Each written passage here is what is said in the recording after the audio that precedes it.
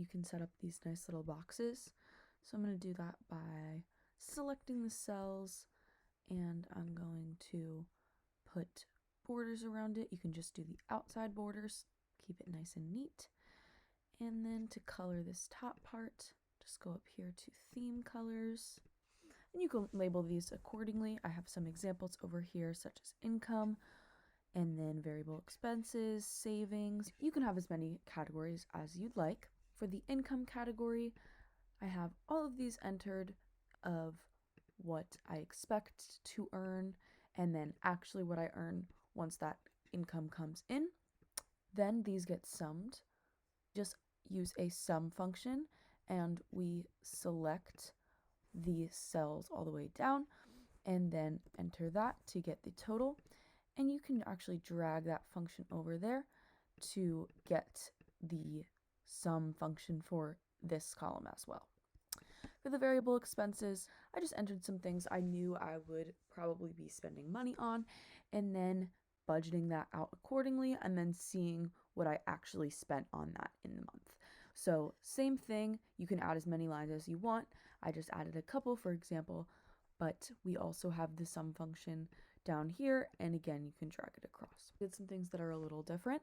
So for the budget category, I took the total from the budget income available and I multiplied it by 20% so that I would enter 20% into my savings of that number. So that number comes directly from what this number was. And then same with this, I have 5% of my income going to a spring break saving fund, for example, and I took that from over here as well.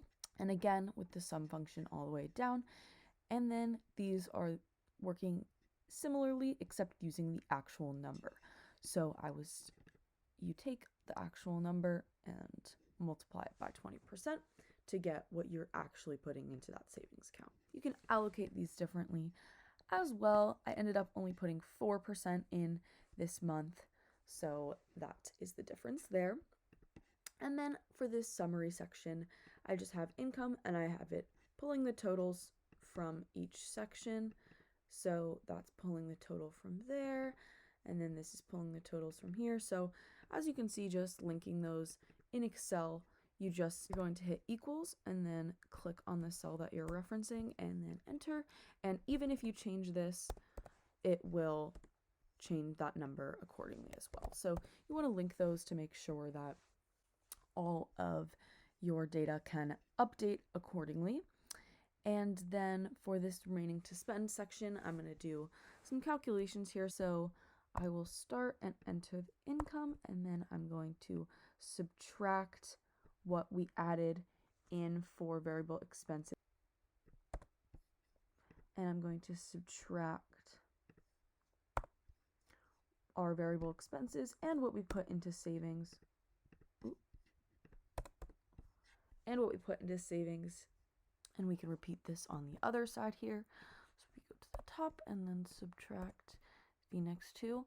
Another way you could do this is using a sum function inside. So you could have that for those and then subtracting to get the same answer as you would. Again, you can also drag this one across and copy it over. And now this one is using the same function that we used over here. And we're getting the same number. Then for our total predicted budget, I have this linked to our cell over here, and then same with the actual budget.